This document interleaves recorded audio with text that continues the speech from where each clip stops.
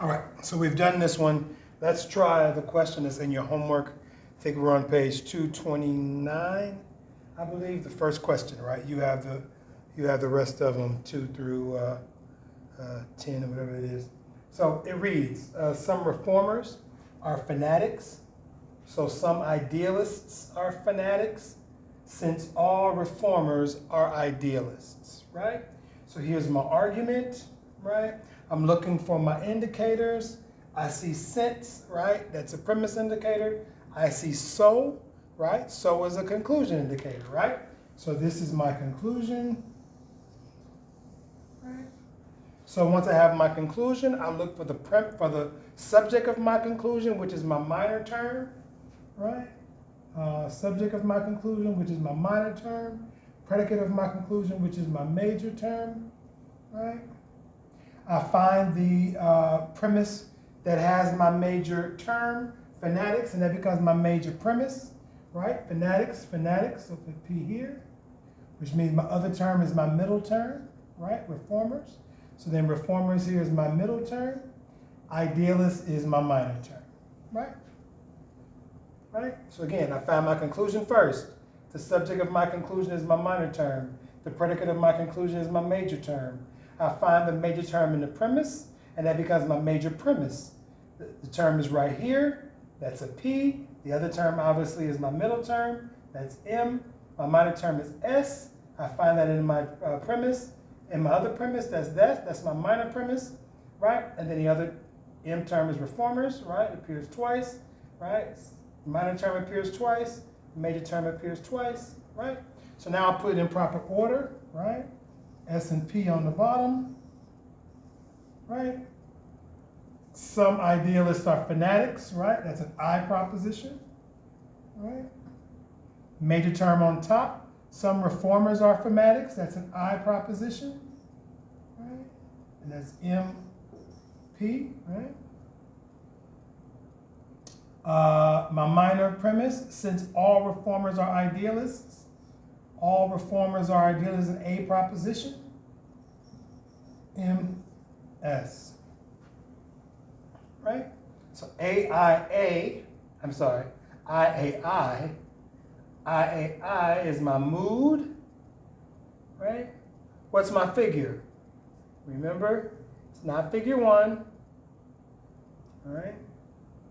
Is this figure 2? All right, yes, no? Figure 3. Okay, so we have IAI in figure 3. All right? So, sorry, do that much better. All right? So now, I broke it down to the mood and figure. Now, we've learned how to do that, right? We've got a lot of exercises. Let's see if we can solve for validity, all right? Let's go to this one. Then we'll go back to the ones we did on the board here in a second. Because if you got this in front of me, and I can move this out the way, right? So we have to go to your notes where you have your rules, right? So we have 6 rules, right? The first rule, you cannot have more than 4 terms. More than three, cannot have more than 2, the fallacy of 4 terms, right? So you have to have 3 terms, a major, a middle, and a minor. Obviously, for the sake of this exam online, I'm not going to try to trick you, so you're not going to have that fallacy. Let me just help you with that right now. So you're going to start all these with 2, right? So now, here's where get this clear. So fallacy 2 says the middle term must be distributed. So now on your notes right now, you should have the rules of validity, as well as you're going to have to go back to your rules of distribution and your quality and quantity. You're going to need all this to solve for validity. Okay?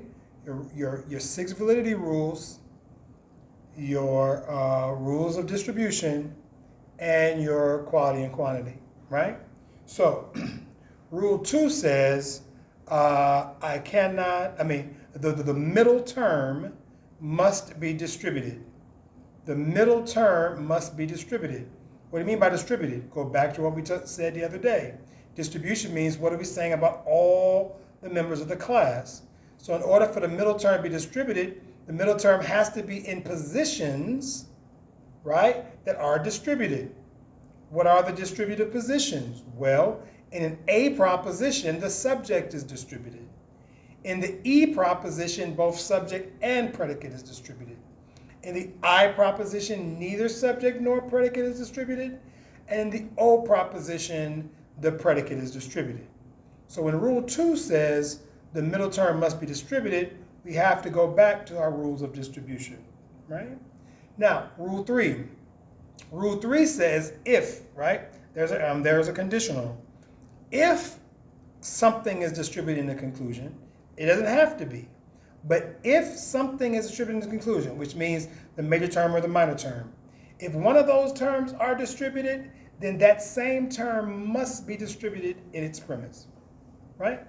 So again, if, it doesn't have to be, but if there is distribution in the conclusion, if the subject is distributed, then that's the minor term. That means in your minor premise, that term needs to have distribution. If your conclusion, your major term is distributed, then in your major premise, that major term must be distributed. That's Rule 3. It doesn't have to be, but if it is, in the conclusion, if it is distributed, that means then it has to be in the premises, right? Rule 4 is easy. I can't have two negative premises, right? As somebody arguing, well, you ain't this, you ain't this, you ain't this. Well, you can't prove nothing there, right? So if everything you're saying is negative, I'm not making an argument. I can't make a negative conclusion, right? I'm not establishing any fact, right? So, two negative premises. What does that mean? That means I can't have any argument that you see that's OO, EO, EE, EO, that kind of thing, OE. Those are two negative premises, right? That's quality, right? Negative. So if you have two negative premises, OO, EE, EO, or some combination, by virtue of Rule 4, Rule 4, yes, then you have a fallacy, right? Rule 5, back to the if. Now, if one of my premises is negative, so if one of my premises is an E or an O, then my conclusion must be an E or an O. So if one of my premises is negative, then my conclusion must be negative, but I can't have two negative premises. So that means I can't have E-E-O-O, right? Or O-E or E-O, right? But I can have an E or an O in the premise, but that means I have to have an E or an O in the conclusion. You get it, right? That's Rule 5, right? Now, Rule 6 just simply means that if I argue in the universals, A's and E's, then my conclusion must also be universals, A's or E's. That's all that means. That means I have to. That means if I argue in the universals, A's or E's, then my conclusion must also be an A or an E. All right? Let's try it. Excuse me. So, the one we did here, IAI 4, right? These are the location of the terms, right? Major term, this is the major premise, right? Major term, middle term. This is the minor premise, right? Middle term, minor term, right? This is my conclusion, right? Minor term, major term. So now, Rule 2. We don't worry about Rule 1. I told you that. But Rule 1 means I can't add no more than 3 terms, but I got 3 terms. 1, 2, 3, right? So, Rule 2. The middle term must be distributed. Okay. Well, in the I proposition, it distributes neither one. My middle term for Rule 2, I'm only looking in the premises, right? That's where the middle term is. So, in Rule 2, I'm looking for the middle term. My middle term must be distributed. So, in the major premise, my middle term is not distributed because it's an I proposition. And in the I proposition, the middle term does not have distribution. Nothing has distribution, right? The I distributes neither. In the A proposition, the subject is distributed. Well, the middle term is in the subject. So, according to Rule 2, we're good because Rule 2 says the middle term must be distributed. Well, the middle term is in the minor premise, is in the subject position, and the A distributes the subject. See what I told you the other day? That you're going to have to put all this together now. Universal particular, quality quantity, distribution, and these 6 rules, right? So rule 2, we're good. What is rule 3? Rule 3 says if something is distributed in the conclusion, it has to be distributed in the premise. Well, the conclusion is an I. So nothing is distributed in the conclusion. So I don't have to worry about rule 3, right? Because rule 3 is if, condition. If something is distributed in the conclusion, but it's not, so I don't have to worry about it. Rule 4 says I can't have 2 negative premises. I don't. I and A are both affirmative, right? Rule 5, if I have a negative premise, I have to have a negative conclusion. Well, I don't have it. I don't have a negative premise. So I don't have to worry about rule 5. Now, rule 6, if I have 2 universals, premises, I have to have a universal conclusion, but I don't. A is, the major premise is particular, the minor premise is universal. So I4 is a valid argument. It breaks no rules, right? Let's try this one. I3, right? Rule 2, middle term must be distributed. Not in the I, nothing distributes there. Right? I distributes neither. So I had to worry about rule 2. I had to worry about the major premise. Minor premise. Middle term must be distributed. Middle term is here, is in the subject position of the A proposition. The A proposition has distribution where? In the subject position.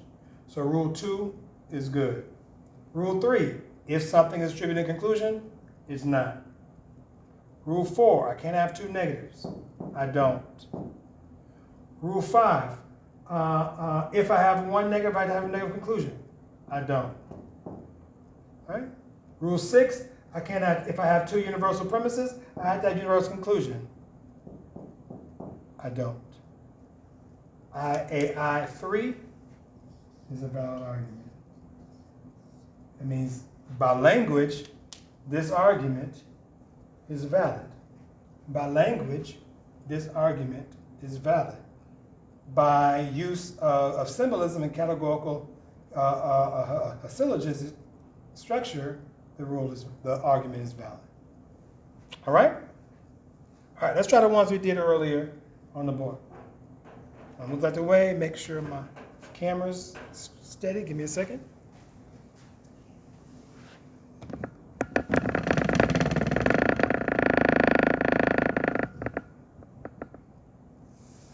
All right.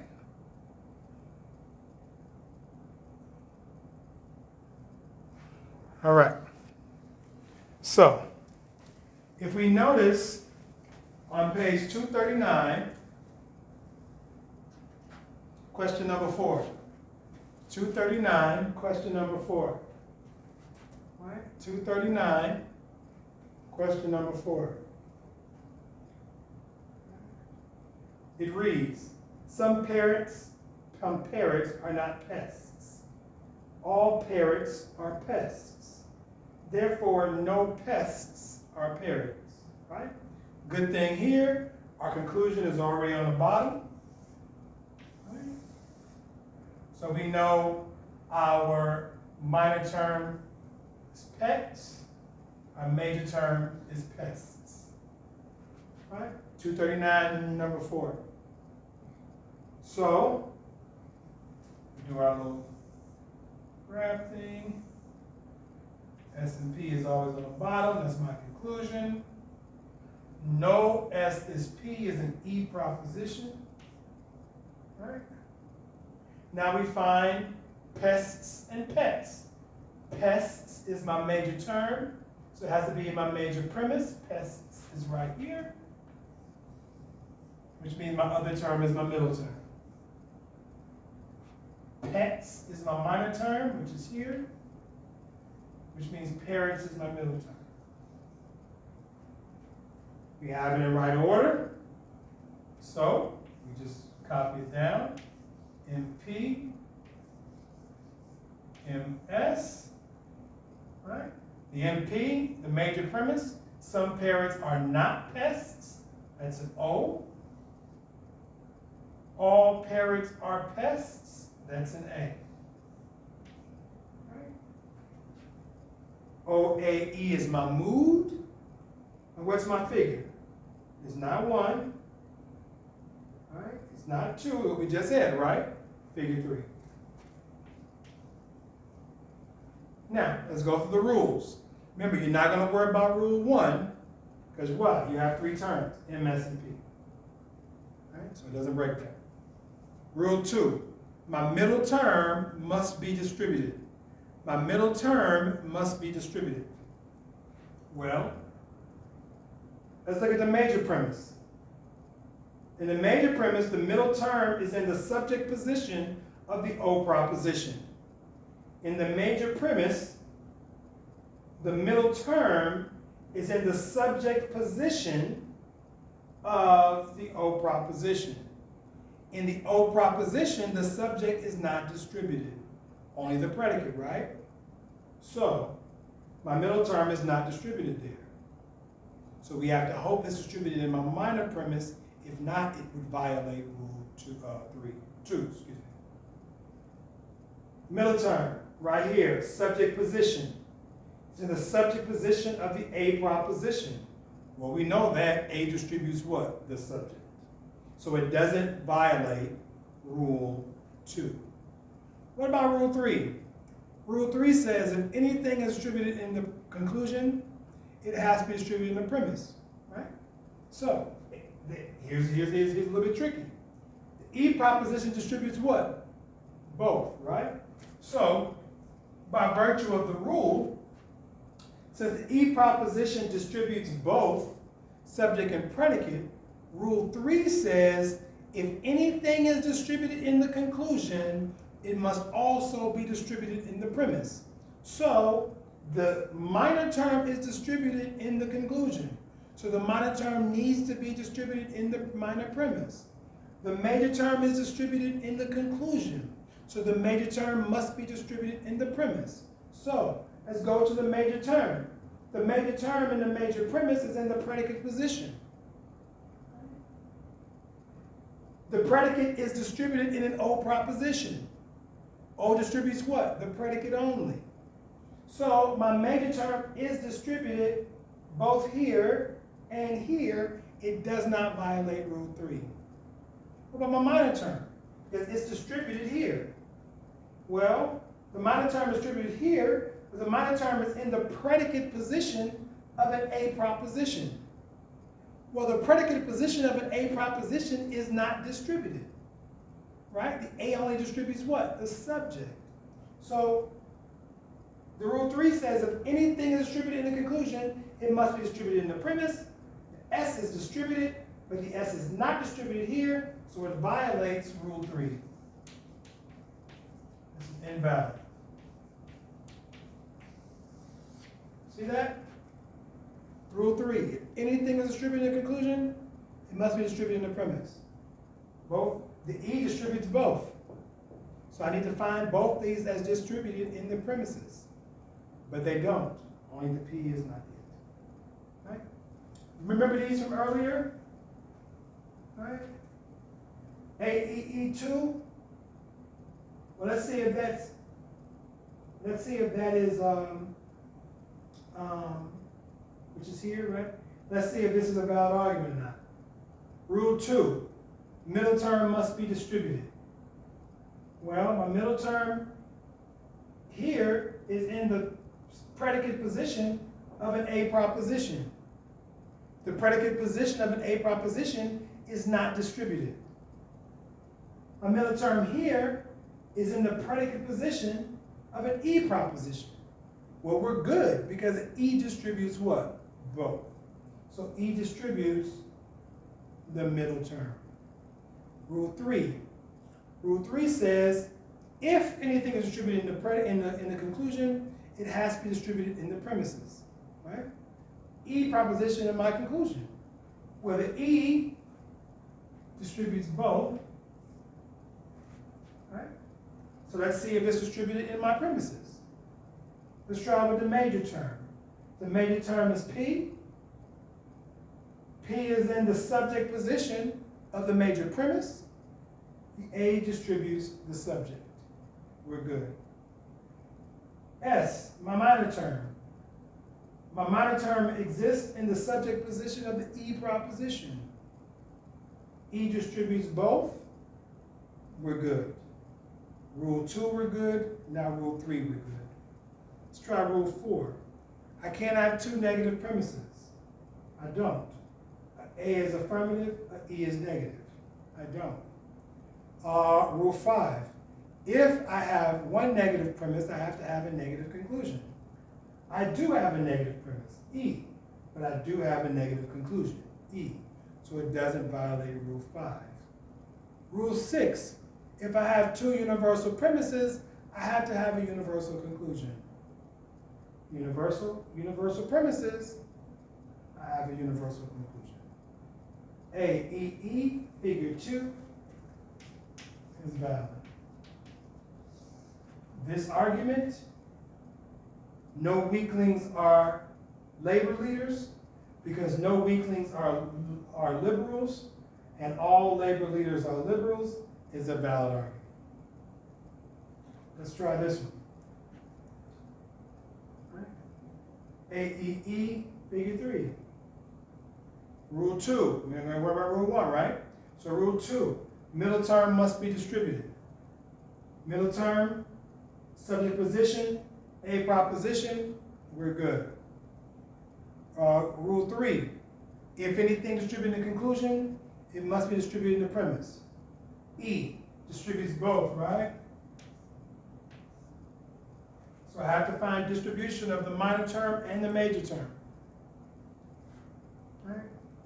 So the E distributes both minor term and major term. Let's start with the major term.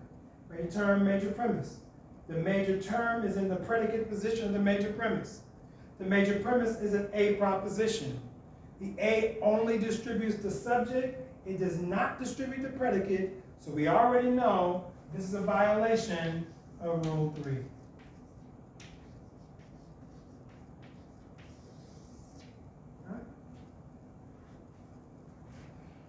Right? So, in summary, like, all you have to do is to know all this stuff. Now the good news is, right, that you're online, so you can have all your rules right in front of you. All your rules, all your distribution rules, all your rules of validity, you can have all that in front of you. That's the good news. I'm gonna give you exercises to solve, but hey, you don't have to memorize them, you can write them down. That's the benefit, I guess, right? On that page, excuse me for a minute, on page 238, right, you have some that starts off with just the mood and figures.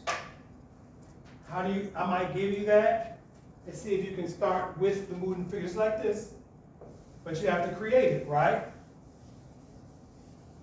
So if you have to create it, that means you have to know your figures, right? Or to create it. So, IAI4. All right, IAI4. So IAI4. Now you have to know, how do I get to figure 4? Well, my figure 4 is this.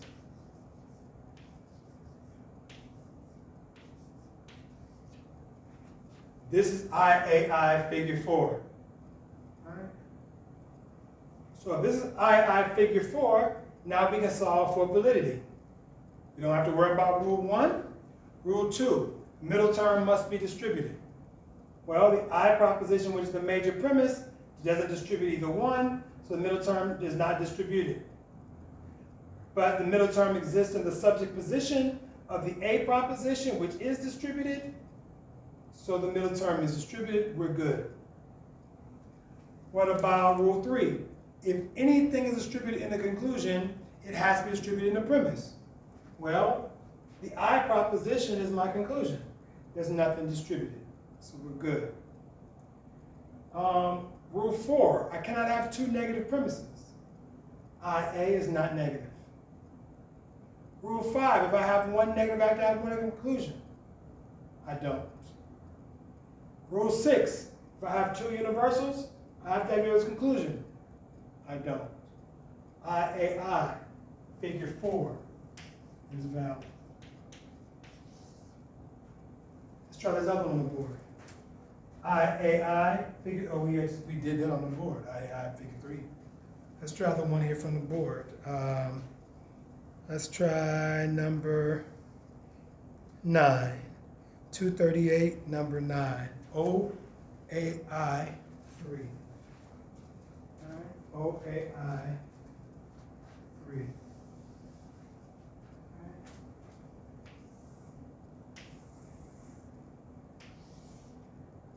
OAI figure 3. How do we get to figure 3? Well, figure 3, we got middle term, major term, middle term, minor term, subject, predicate. Right? OAI, figure 3. All right, let's go to the rules. Number 1, we ain't got to worry about it. Why? We got 3 M, S, and P. Number 2, middle term must be distributed. O distributes the predicate. The middle term is in the subject, is not distributed here. The middle term is in the subject of the minor premise, so it is distributed. Rule number 3, if anything is distributed in the conclusion, it also needs to be distributed in the premise. The I doesn't distribute anything, so we don't have to worry about rule 3. Rule 4, I cannot have two negative premises. O and A are not two negative premises, right? O is negative, A is affirmative, I'm good. Rule 5, if I have one negative premise, I have to have a negative conclusion. I have a negative premise, O. I don't have a negative conclusion. OAI figure 3, which is number 9 on that page, is invalid. Rule 5. See that? It's exhaustive. The good news is you're not in class, so you don't have to commit all this to memory. Just a matter of practice and going through the process, because you will have a test. The test will have the question on there. It'll have the answers you have to put in there and stuff like that. So that's that. Look, I hope you enjoyed the lecture. I'll put up the exam. I'll write the exam this week. So the exam obviously will be up by Friday. I think you have a couple that it'll probably be up by Wednesday, to tell you the truth, or no later than Thursday. But then you'll have, I think 3 days I said to do it. So, all right, call me, email me. Have any questions? I'll take my, I'll have my homework package with me. So if you want to just call me and refer to something, I'll have it with me. All right, I miss you guys. Take care. Stay strong.